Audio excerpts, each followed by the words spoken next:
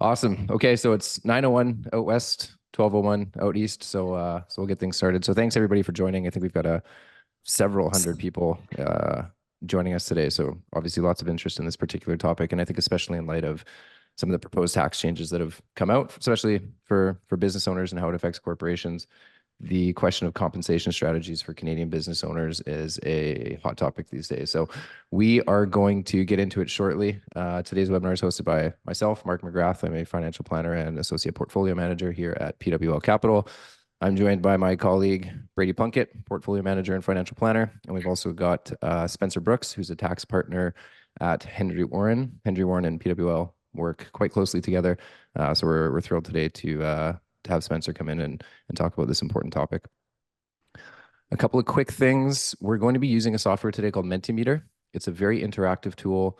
It's really neat. It's awesome. In a couple seconds, we're going to put up a code on the screen, and it takes 20 to 30 seconds for you guys to either scan a QR code or just go to menti.com and enter the code. So I would encourage you all to do that because this is an interactive session. The more of you participate, the more great answers we get, and the more quality we think you guys will get out of the presentation.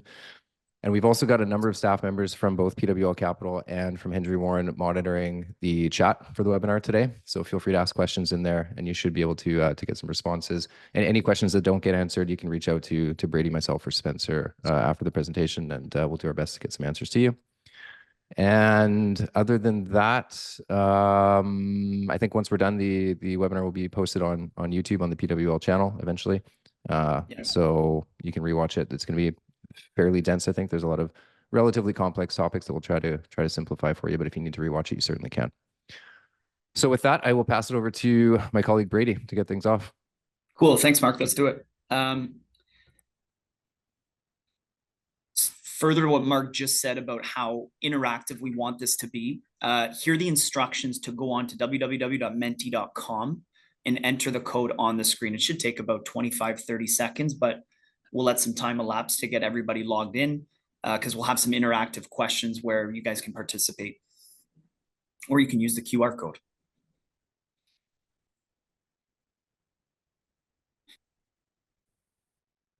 The code still might be on top if I switch my screen.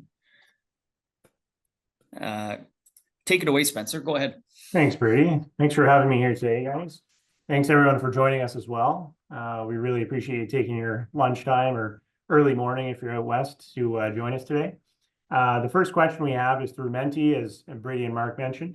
So if you don't have the code, it's at the top of your screen here, and you can just go to menti.com. So why do owners choose to keep money in their corporations? There's no right answer here. There's many good reasons why someone might leave money in their corporation. I see lots of comments. Tax deferral, that's definitely a big one. It's a lot of times a primary motivator for small business owners to incorporate. Minimize personal income tax, save tax and maintain control. Liability.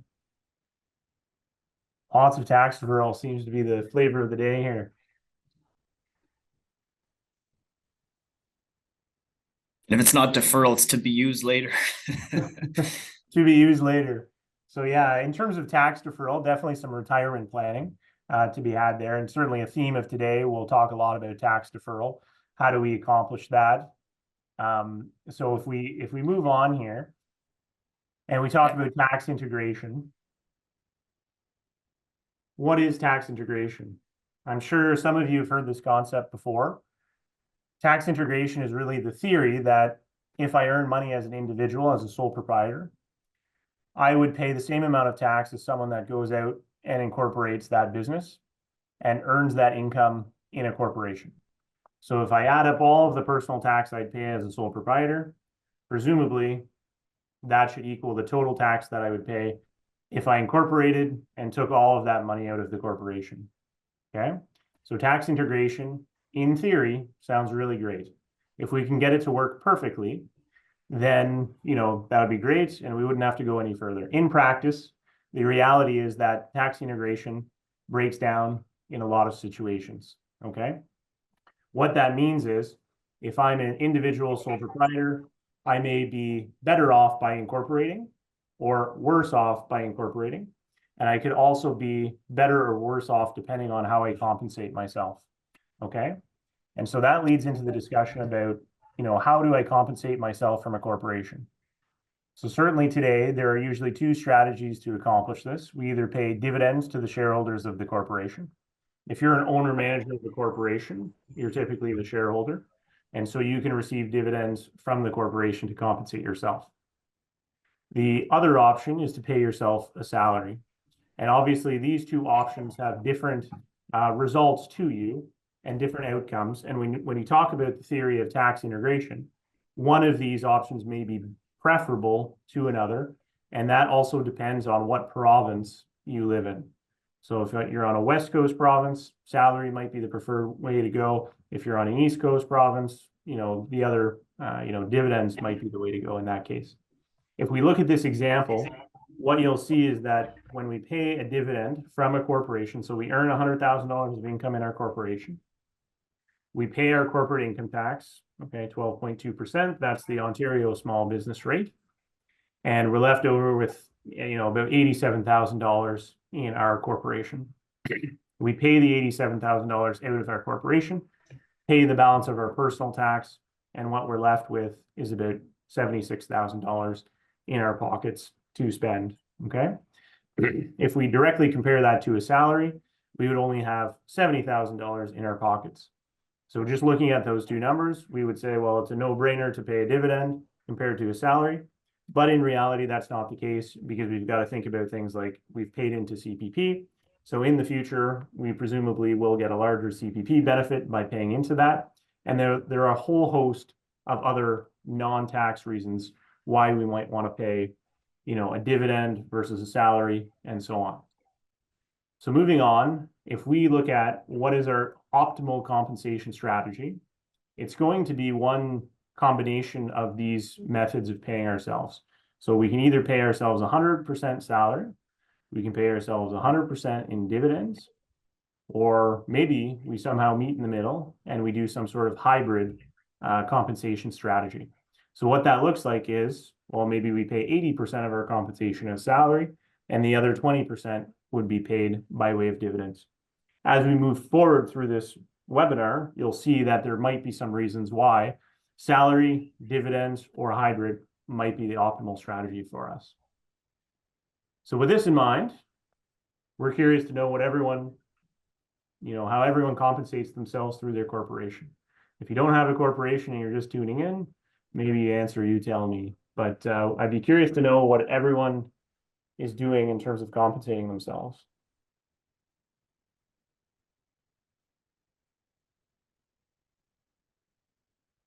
So salary and a dividend's a mix seems to be the runaway lead. I'm actually surprised by that answer.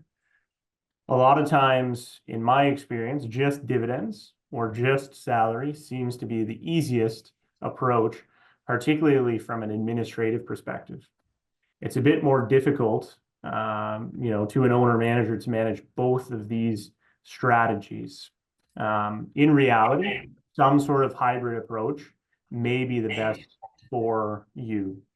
It really depends on a whole host of factors. Obviously, where you're at in your life, how much money you need, what your family dynamic is, what your corporate attributes are. All of these things play a role in determining what your optimal compensation strategy is. And later on, Brady will kind of walk us through some scenarios so that you can get a flavor for what I mean by, it will really depend on your particular circumstances. As Spencer takes us through that, just one point. I hope the chat feature is active and working, but if anybody wants to elaborate on what they're actually doing or the reasoning behind why they've selected a compensation method or another, feel free to insert some notes in there, and we've got people here to respond to those inquiries.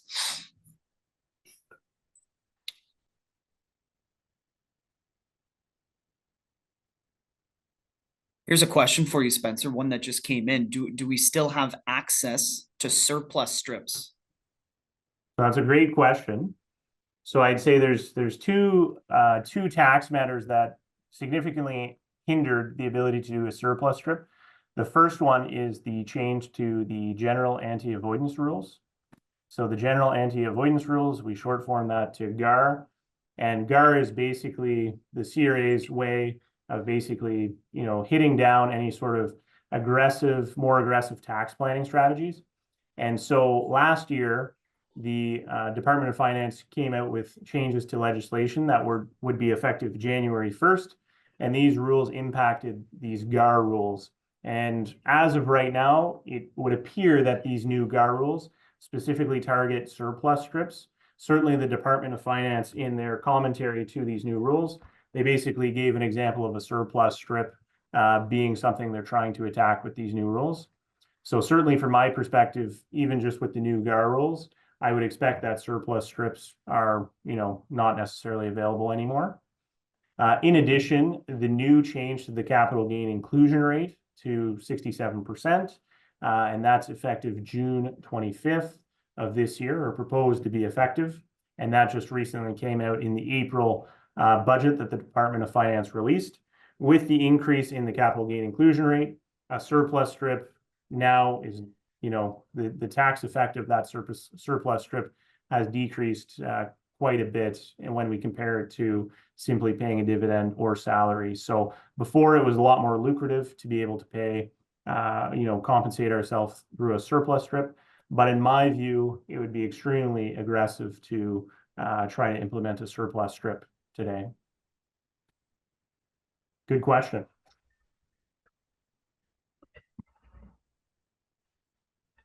Yep.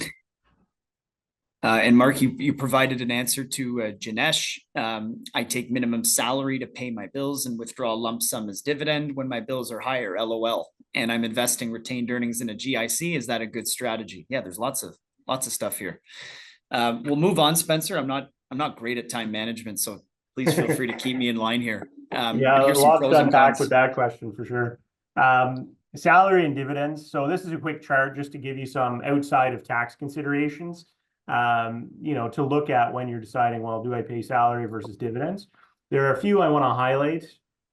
In terms of income splitting, which is usually what an owner-manager is sometimes trying to accomplish with their family, a lot of income splitting opportunities have been curbed in recent years. So when we look at salary, if we have a family member working for our business, we could, in theory, pay them a salary for the work that they're doing. But it's important that the salary is reasonable in the circumstances. Otherwise, the corporation may be denied their deduction for that salary. So as we could tell in the earlier slide, our corporation is entitled to a deduction for all salaries paid, even if it's a family member. However, the Canada Revenue Agency, the CRA, would be entitled to basically deny that deduction if they determined a salary was unreasonable. If we think about, hiring a family member, maybe it's a spouse, to do some bookkeeping for your company, well, we can't simply pay them $300,000 to do that bookkeeping. We really have to compare what we would pay, an arm's length individual to do that same, job for the company. So we can't pay them $300,000. Maybe something a lot less is more reasonable. But that's an opportunity potentially for income splitting, particularly if the individual is not a shareholder of the corporation. Okay, so a salary can be, of course, paid to anybody involved in the company. If we look at dividends, our only opportunity for income splitting is between shareholders. So someone receiving a dividend must be a shareholder of our company. If we're just incorporating a new company, it's pretty easy to add family members as shareholders, but there are many non-tax reasons we may not want to include other family members in a corporation from the start, okay? However, if we do have somebody in a corporation that we could pay a dividend to and they're a family member, we need to be careful of these tax on split income, TOSI rules. If the TOSI rules apply and we pay a dividend to a family member who is a shareholder, that dividend is taxed at the highest tax rate. And so we are no further ahead by trying to income split through dividends in this case. Okay. Question for you, Spencer, if it's okay. Yeah. When it comes to TOSI and assigning dividends from drawing from a corporation, for those that are retired or like close to a retirement age, is there a certain point where, like given the TOSI provisions just outlined, where dividend income might be allowable to other people other than just a shareholder of a business? Yeah, really good question, Brady. And so when it comes to these TOSI rules and income splitting with dividends, there are a whole host of exceptions. I would say the two main exceptions, one of which, Brady, you're kind of alluding to, when the most active shareholder, this is the individual involved in the business, they turn age 65, that individual can pay dividends from the corporation, of course, to their spouse, and TOSI generally should not apply. Because the TOSI rules are very specific and technical, it's always important to get professional advice before, just willy-nilly paying dividends to other family members. But there are a host of exceptions. One of them I just described, you turn 65, and then you can income split with your spouse, very similar to pension splitting for someone like a government employee. There is also an exception for individuals that are active in the business. And active in the business, there is a bright line test where an individual works more than 20 hours per week in the business. So if you have two spouses that are working full-time in a company, those two spouses can receive dividends from that corporation without the application of TOSI. And if TOSI doesn't apply, you can pay basically unlimited dividends. So if you have $500,000 you want to distribute, you could pay $500,000 to one shareholder, and TOSI wouldn't apply, assuming you meet one of these exceptions. So like I said, very important to get kind of good advice before you go ahead and pay those dividends. That was a little TOSI clinic. That was pretty cool. I just have one question. You talk about this age 65 for the shareholder. Does the spouse have to be 65 too?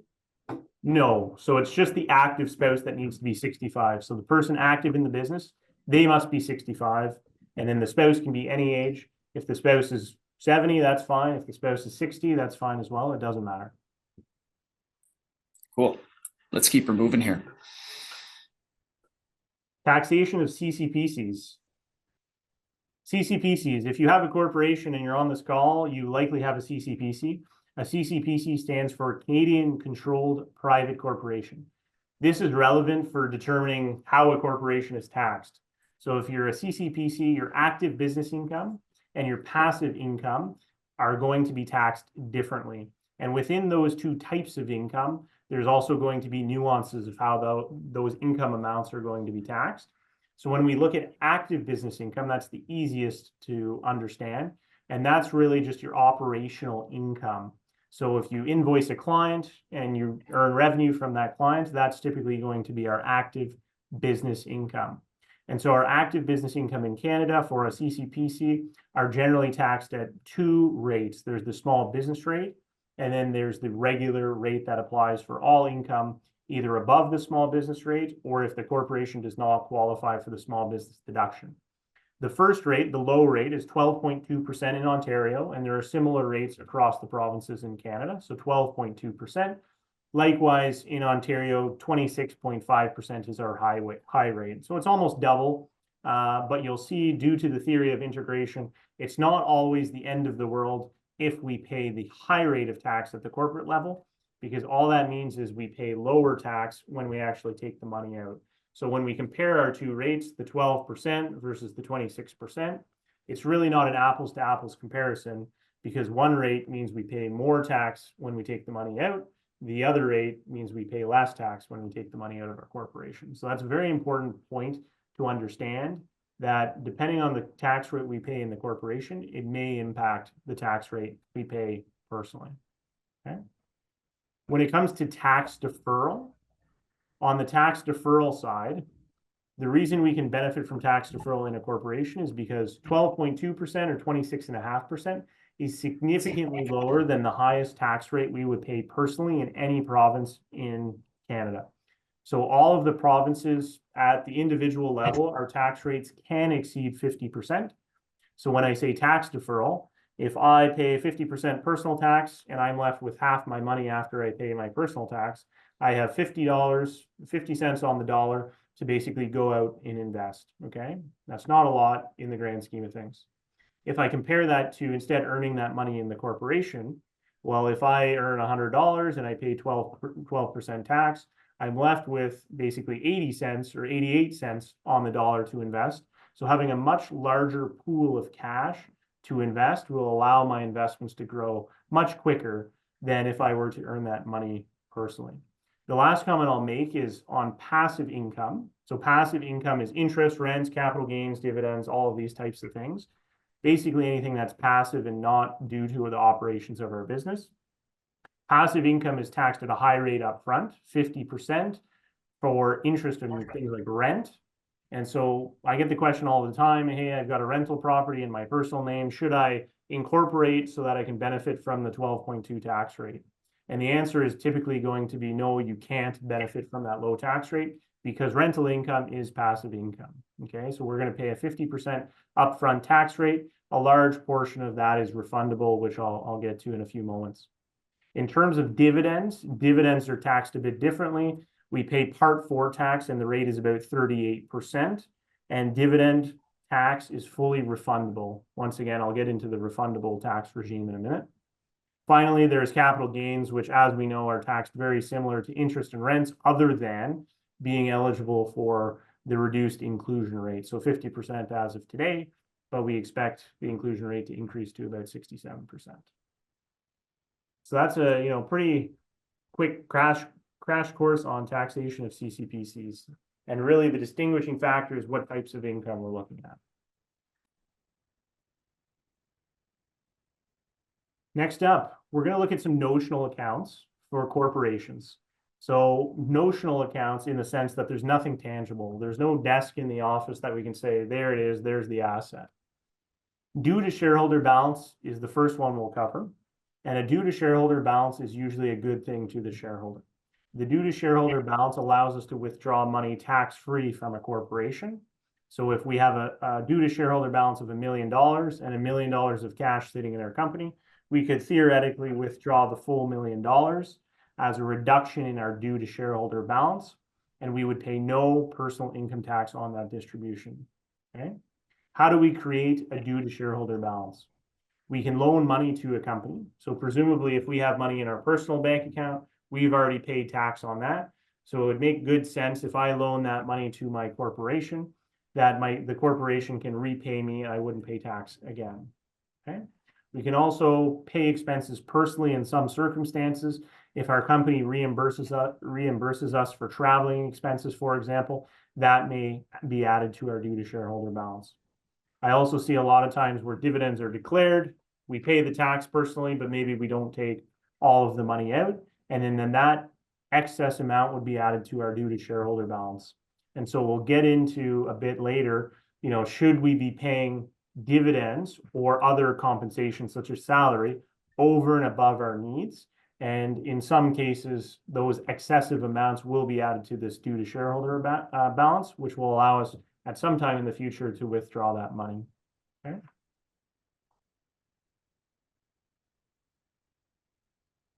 Capital dividend account, another notional account.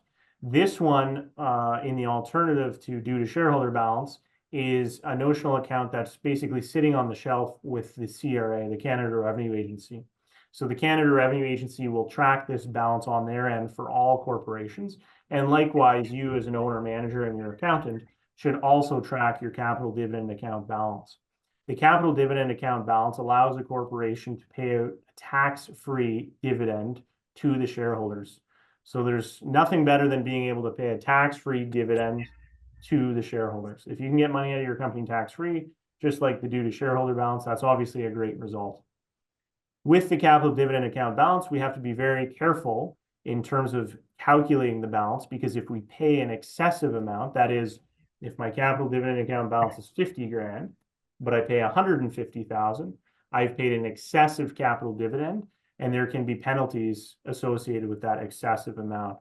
So in a lot of cases, what we like to do is we like to confirm with CRA what the balance is in the capital dividend account, and CRA agrees to do that upon request. Okay, so you have to request the balance from the Canada Revenue Agency. If the company is pretty new, 2-3 years, you might have all of that information in your file, and confirming with the CRA may not be necessary. But for anyone that has a company that's a bit older, confirming this balance is essentially critical. Okay, how do we create a capital dividend account balance? Typically, this is non-taxable corporate amounts. So if we have a non-taxable portion of a capital gain, that is typically added to our capital dividend account balance. So if we think about the current inclusion rate is 50%, the non-taxable portion is the other 50%, and that non-taxable portion is added to our capital dividend account. Okay. Spencer, just quickly, there's a question in the chat from Brett, and he's just wondering what the process is to file the election for the capital dividend and what the costs might be. And I know the costs are going to vary, but if you could just really quickly touch on that. Yeah, sure. So in terms of the steps that you need to take to actually file the election, there is a specific form available from the CRA, and that form is called the T2054. So that's the capital dividend election form. With the capital dividend election form, you also need to send a certified copy of the resolution, basically approving and declaring the dividend signed by the directors. So typically our advice to our clients is that they, obtain some legal advice to get those resolutions prepared. And in a lot of cases, an accountant would assist with preparing that T2054 election. In terms of cost, they'll range wildly, I'm sure, from various accounting firms. But if you're looking for a professional to assist, you can look at anywhere from like $500 to $2,500, depending on the complexity of the election and what type of firm you're going with. So I'd say you could be anywhere in that ballpark.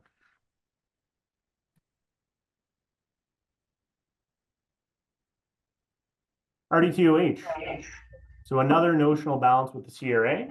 RDTOH is a good thing. And if you can follow the good news here is that all of these notional accounts are typically beneficial to the corporation and the shareholders. So the RDTOH stands for refundable dividend tax on hand. And there are two types of RDTOH, which I'll get into in a minute. But the RDTOH is basically an accumulation of the refundable tax that a corporation pays throughout its history. So I mentioned previously there were some refundable taxes to pay on passive investment income, and those refundable taxes are added to either the eligible or the non-eligible RDTOH accounts. So how these accounts are refunded to a corporation are basically this. The corporation pays a taxable dividend to a shareholder, either an eligible dividend or a non-eligible dividend. No matter which type of dividend you pay, the recovery rate is 38.33%. So if you pay a $100 dividend and you have $38 of RDTOH, you could potentially recover the $38 of RDTOH from the CRA. Okay. In terms of the ERDTOH and NRDTOH, eligible RDTOH is the preferred RDTOH because that RDTOH is refunded when the company pays either an eligible or a non-eligible dividend. So it doesn't matter what type of dividend, we recover eligible RDTOH. On the other side, the non-eligible NRDTOH is only refunded when a corporation pays a non-eligible dividend. Okay, so the preferred one is eligible RDTOH, but in practice, both accounts are obviously quite preferential. On the next slide here, we'll look at what's the difference between an eligible dividend and a non-eligible dividend. Okay, so an eligible dividend is a preferred dividend to a shareholder. So when we talked about integration earlier, I said, well, we get this 12.2% or 12% corporate tax rate, but we'll have to pay more tax when we take that money out of our corporation. That additional personal tax is reflected by us paying a non-eligible dividend to the shareholders. So the non-eligible dividend is the higher rate dividend that a person, an individual shareholder would pay in terms of personal tax. On the other side, if a corporation pays the high rate of income tax on its business income, it can pay an eligible dividend to its shareholders, and then the shareholders get a preferential tax rate on the personal side. So eligible is usually better than a non-eligible dividend because we pay less tax personally. Obviously, we've got to consider our RDTOH accounts as well.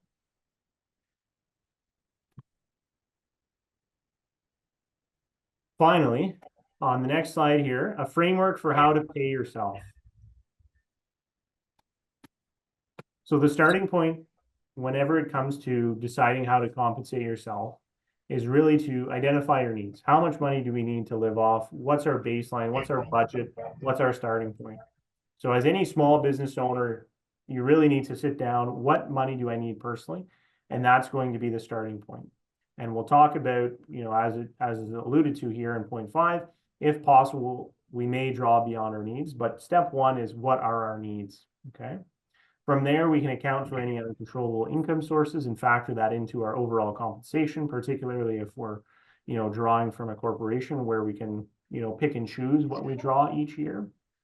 Clear out the notional accounts. If we have a shareholder balance, a capital dividend account balance, an RDTOH balance, a GRIP balance, we really want to be thinking about using these balances each year, either paying a dividend, whether it's taxable, non-taxable, withdrawing money against these due to shareholder balances, so that we can diversify our investment holdings amongst different pools of money. And I think Mark and Brady will kind of touch on that a bit as we move forward. The last point I'll make is consider the long-term benefits of salary. So if we circle back to that first slide where I said, okay, no brainer, pay dividends because you have more money in your bank account. Well, obviously that's not entirely true, and it's not an apples to apples comparison. In particular, there are a lot of long-term benefits of paying salary, one of them being CPP draws when you retire. I think Ben Felix at PWL did a great video on his YouTube channel that covered, some of the considerations in terms of paying into CPP.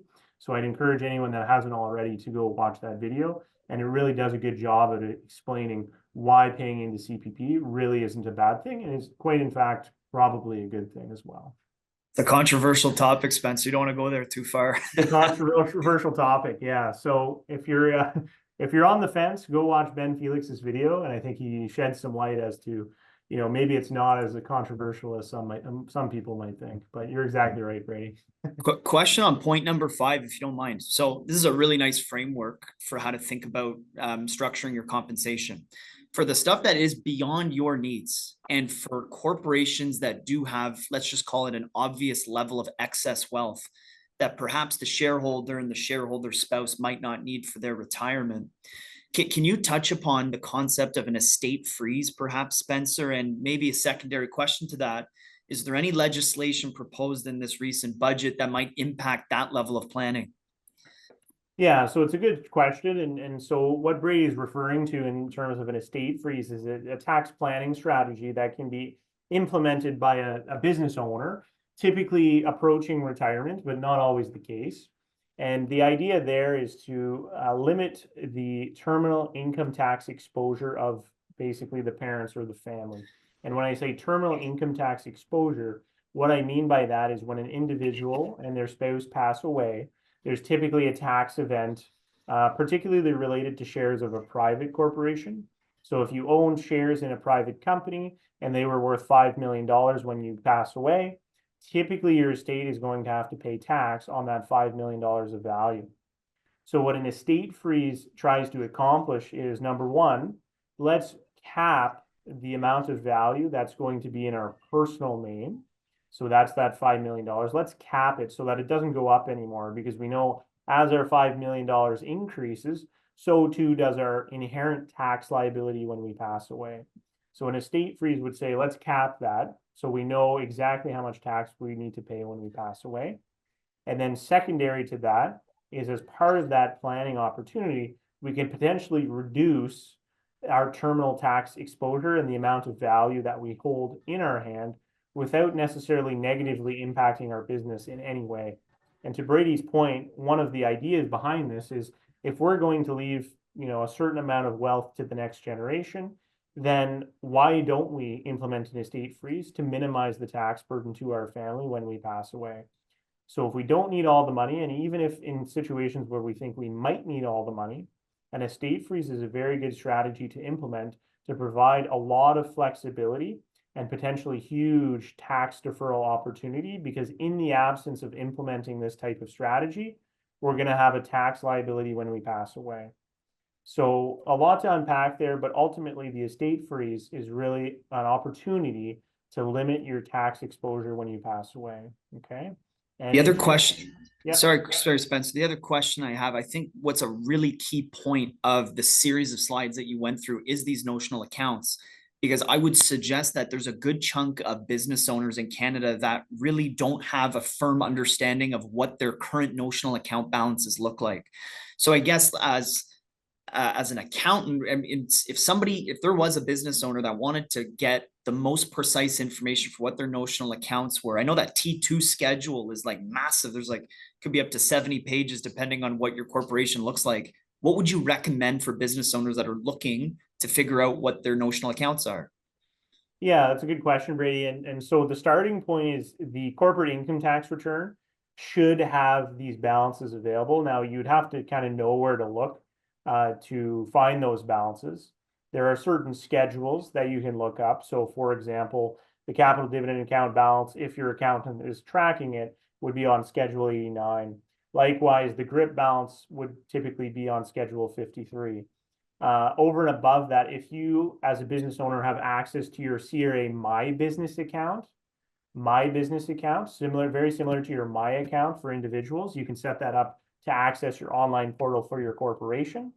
If you have access to that My Business account, you can log in and check your notional account balances pretty readily on that CRA account. And usually my recommendation is always, although the T2 or the corporate income tax return might say one thing, you always want to verify against what CRA has in their records.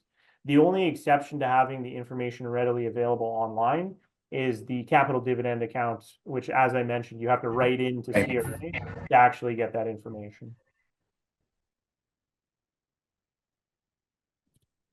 Cool. If we're ready to move on, over to you.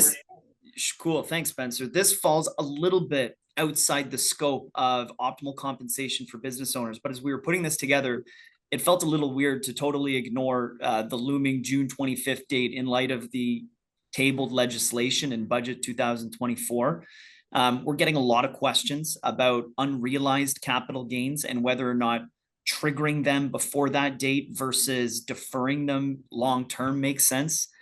We actually still haven't received firm confirmation on whether or not the legislation is going to receive royal assent. Mark, am I right? You're on mute. I'm sorry. Yeah. You're not. Sorry. No, I'm also trying to monitor the chat. Were you just saying we're still waiting for royal assent for the new proposed tax changes? Which makes it really challenging, right, to figure out how to proceed. Well, and there was also news that came out this morning, I believe, that Chrystia Freeland said that they will table it, whether regardless whether it passes or not. So things, and I haven't read the full details of that, but things just got a lot more confusing for us this morning. So to your point, it's become very difficult to plan for this, but we've got some tools in our toolkit, and I think you're about to get into that right now. Yeah, wonderful. Anyway, the QR code here should bring you to a calculator on our PWL website that is designed for personal taxable investments. So not for the corporation yet. I'm going to put an asterisk to say that is coming. I would just get disciplined by my compliance group if I were to use the QR code for the corporate one, because that needs another set of eyes. But once it's available, you'll actually be able to go on our site and use this tool at your own will based on your personal characteristics. So this is going to be a personal one where you can input the book value and the market value of your taxable investments, what your income looks like, and it will spit out or derive an estimated time horizon as a sweet spot for whether or not you should realize capital gains if your time horizon is underneath X, or continue to defer if your investment time horizon is beyond X. That's just one kind of level of analysis that we've come up with to help you model this. The corporation is going to be a little bit more complex, in line with the notional accounts that Spencer has actually went through with us today. So if you do have your notional accounts on the My CRA site or from your T2 tax return, once it's available, you'll be able to go on, insert those inputs, and use this calculator to toggle to give you more informed perspective. This is not advice that you should, take from any one person. It's going to be subject to the situation of what your goals and objectives are. Okay. And I would definitely recommend that you speak to your advisor and your accountant before making such an important decision, because there are intricacies with other layers of the Income Tax Act, like alternative minimum tax, that you're going to want to evaluate before actually pulling the trigger on this decision. We just didn't want to discount it because we know it's kind of a hot topic right now. This is an engaging question that you can participate. That's what I mean by engaging. So at what level of passive income does the small business deduction begin getting reduced? And there's 3 options there.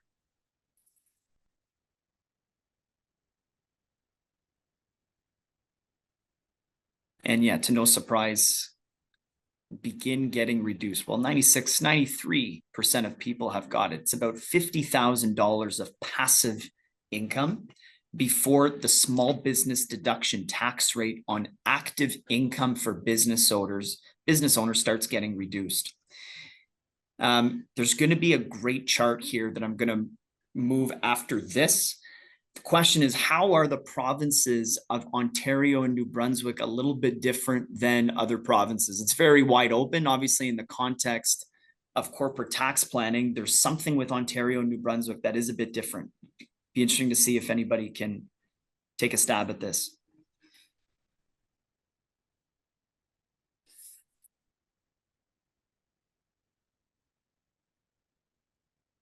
More beaches. They're the only provinces that bookend Quebec. There you go. Carbon tax, no grind on the small business deduction, broken integration. We might hang out here for a bit. These are fun. I like to think the people that said broken integration were just, following along my integration section very well. But I like the bookend comment. That's I've never heard of a beach in New Brunswick. If you're going to a beach, is that where you go? Maybe I don't know. Okay, so good answers. We're going to move on to this next slide because the answer to that question is Ontario and New Brunswick corporations have what we call a mid-tier rate. And this chart explains it pretty well. So active business income does attract a small business rate that you'll see right here up until $500,000. And what we have just discussed was passive assets that are not generated to the business activities of the company.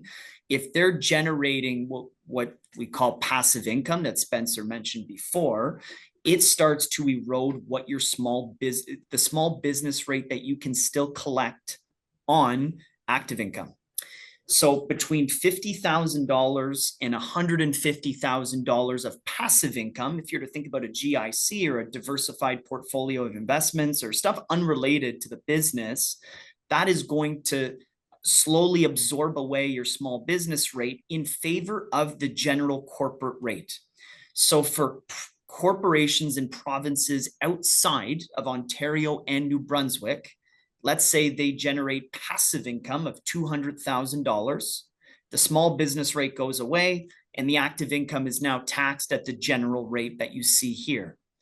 But there is a slight favor towards the Ontario and New Brunswick provinces that have corporations, because what gets integrated on $0 to $500,000 of active income is still this mid-tier rate before the general rate would apply over and above active income of $500K. So it does favor corporations in those provinces to actually keep passive investments in the company from just that standpoint. Obviously, there's more planning layers around that. So people might be packing up and moving their stuff to New Brunswick. I'm not sure. One of the key considerations for business owners, especially if you have a business that could be sold, is proactive planning to actually capture the lifetime capital gains exemption limit, the LCGE for short. And that's pretty timely because the budget also proposes that the lifetime capital gains exemption limit would change to $1.25 million immediately and start to be indexed every year thereafter, starting in 2026. That's on capital gains where you have a qualified small business corporation that could be sold. What you're seeing on the screen is a series of other criteria that you want to prepare yourself for as a business owner before the sale actually happens. So 50% of the assets in the company, second bullet, must be used towards generating active business income at least 2 years in advance of the sale date.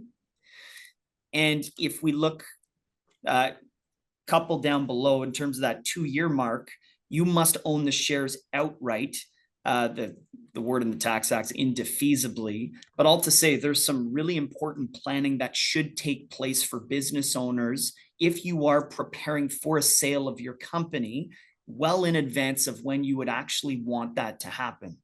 And obviously at the time of sale, this is the other bullet, at least 90% of the assets must be used to generate active business income. I think the term is purification and making sure that it is a qualified small business corporation eligible for a sale.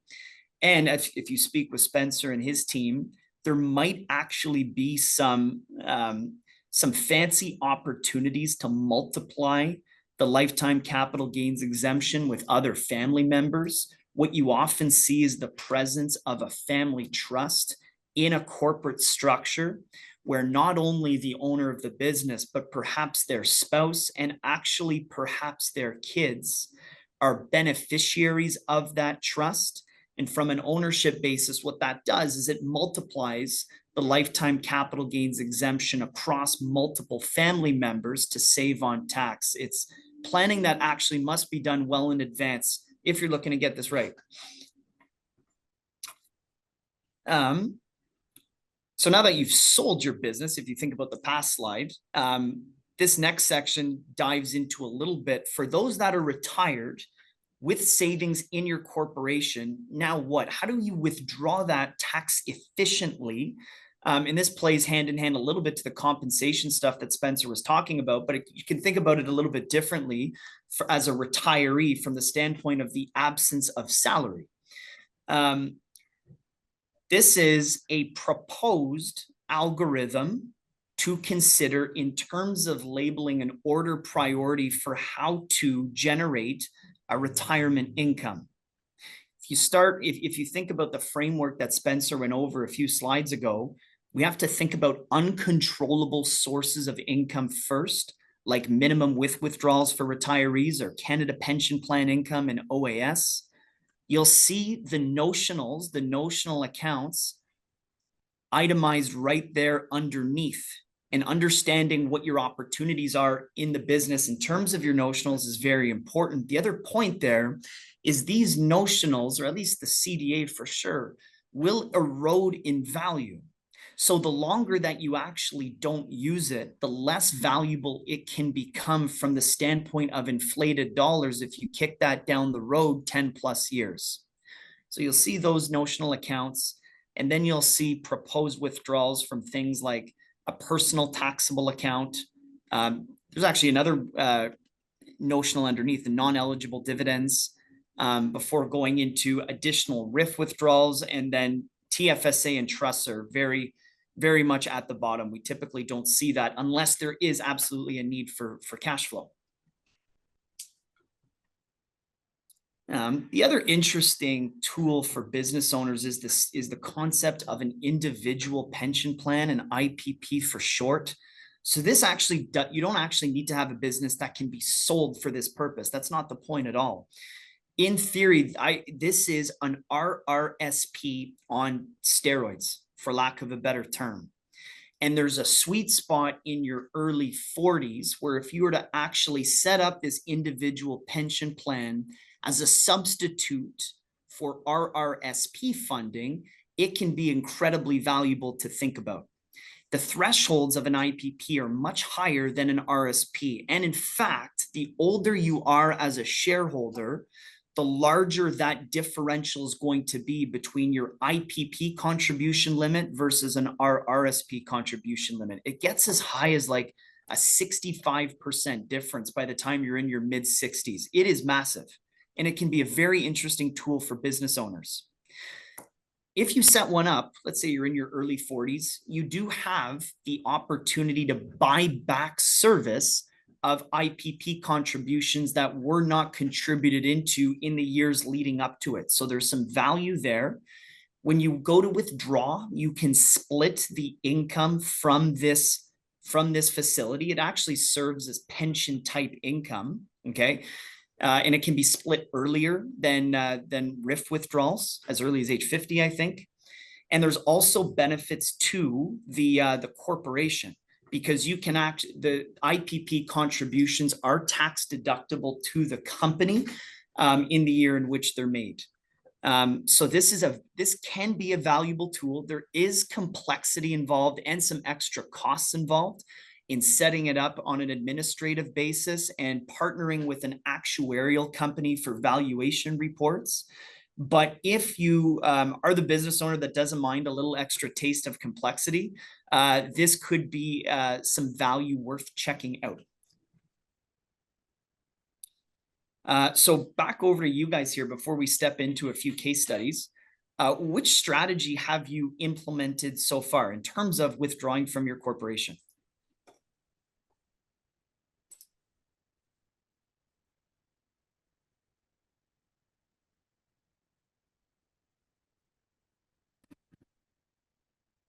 Oh, it's cool to see people have set up IPPs. That's awesome.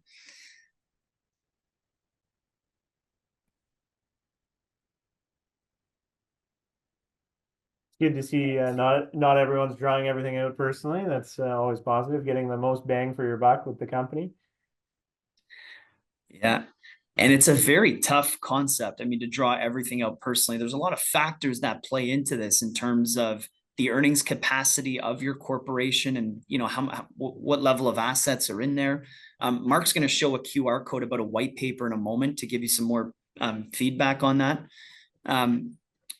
But this is a pretty sophisticated calculation. One of the things that we've done, and we've got some podcasts maybe that we can drop in the chat, Mark, for Braden, is we've actually built out an advanced planning calculator to help people answer this exact question. Is in light of a long-term lens, what is an optimal withdrawal or compensation approach that you might stick with that would add value long-term? And by add value, you could think about that as maximizing spending in retirement, or depending on what your goals are, you could also reconfigure that towards leaving the maximum level of after-tax wealth to the next generation. There's a number of different ways to frame it. But I'm happy that, you know, for 25% of respondents, we've helped them reconsider. That's a good outcome.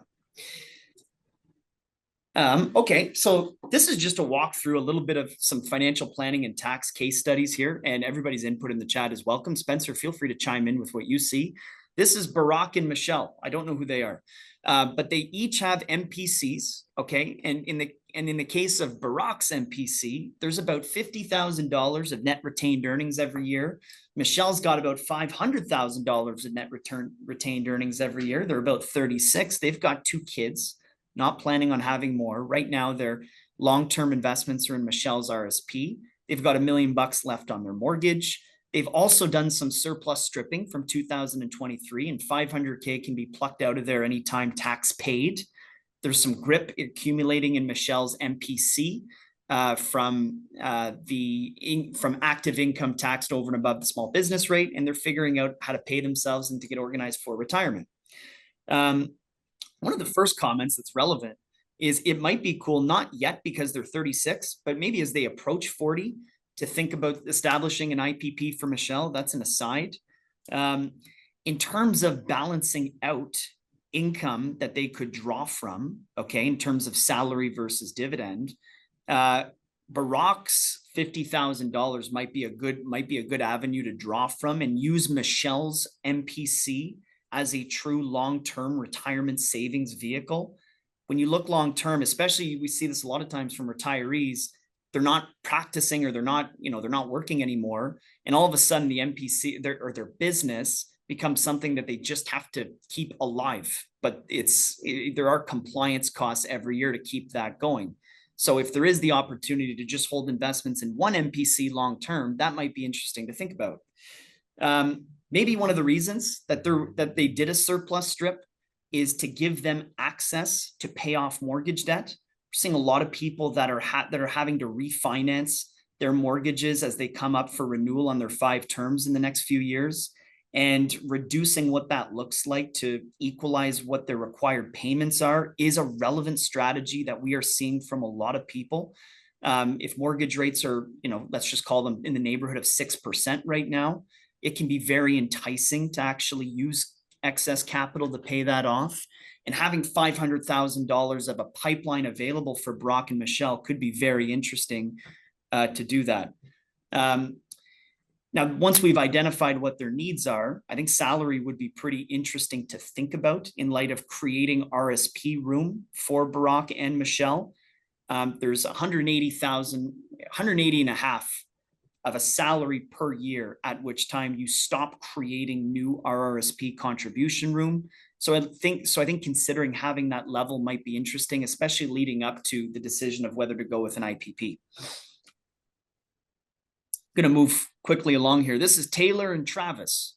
So in Taylor's company, there's about $100,000 of net earnings. Taylor's 65, Travis is 60. Travis just retired from his job as a school teacher. He's drawing his pension.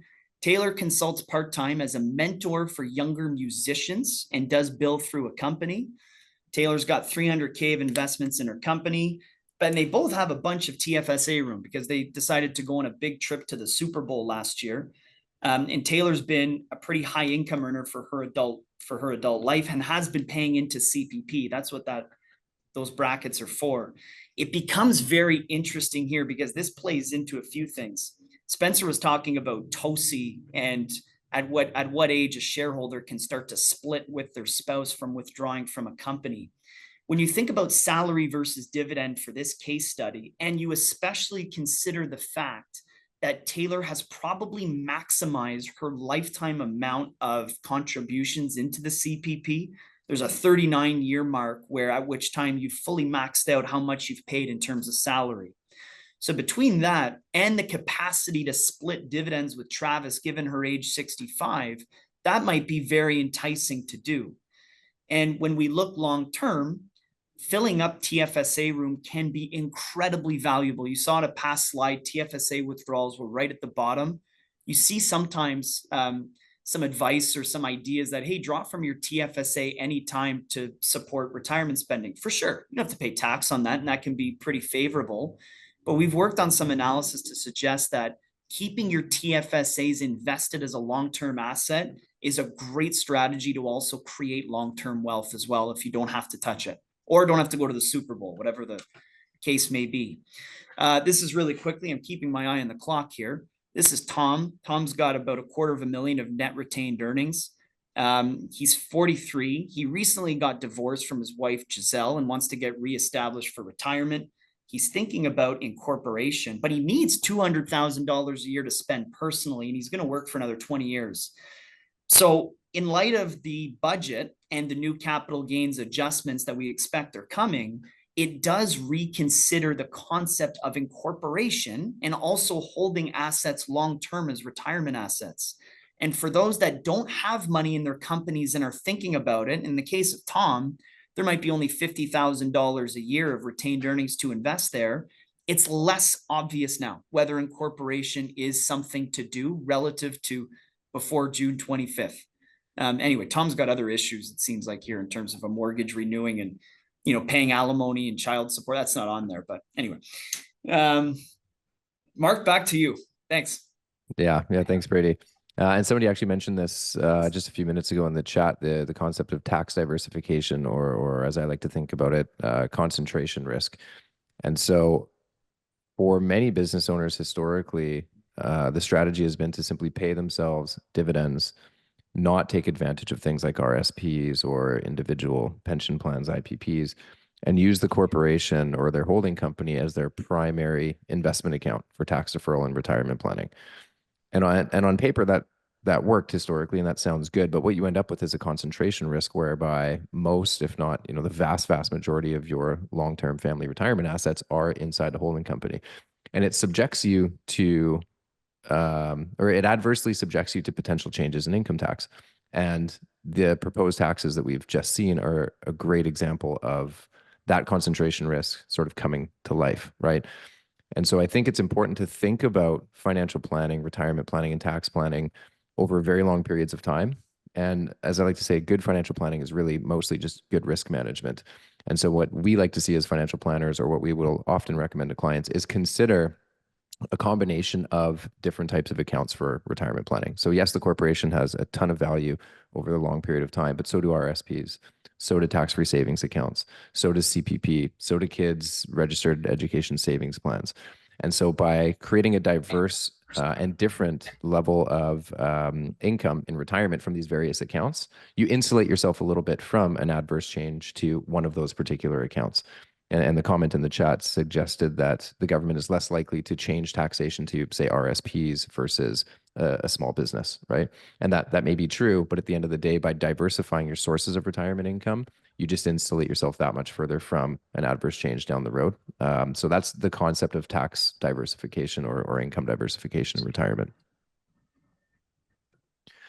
And Brady mentioned this recently, or just a few minutes ago, but this paper, which is the culmination of work from a number of individuals and firms, including our head of research, Benjamin Felix, our Braden Warwick, who his official title has recently changed, and I just had it up and I was trying to memorize it in anticipation of this slide, and I still couldn't do it. Financial planning product architect. Thanks, Brady. I think. Yeah, exactly. And I know Spencer and Hendry Warren were involved in this paper, as well as a few actuarial firms. It's a tome. It's a very deep analysis on the topic that we're discussing in this webinar today, which is optimal compensation strategies for business owners. Now, this was released before these proposed capital gains tax changes, so there will be some potentially dated information in there. But at the end of the day, the paper itself is a brilliant overview of the topic and gets really nerdy for those of us that want to kind of dig into the math. Okay, so is that it? Do we make it? I think so. I think we talked about broad concepts here. There's one more QR code here where if you're interested in asking questions and exploring your own personal situation a little bit more, like these are concepts that fit into everybody's strategies a little bit differently.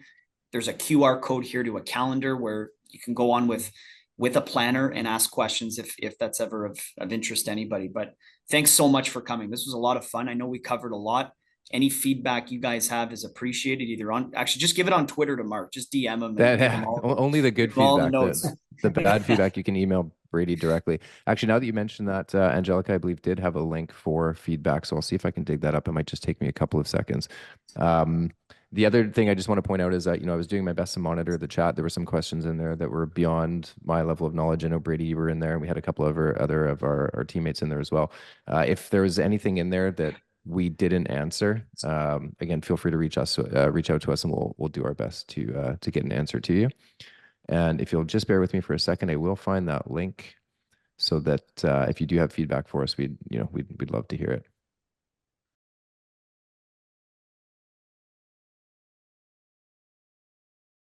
Anyway, thanks a lot for joining, everybody. It was great to do that, and thanks for everybody's time, and enjoy your day.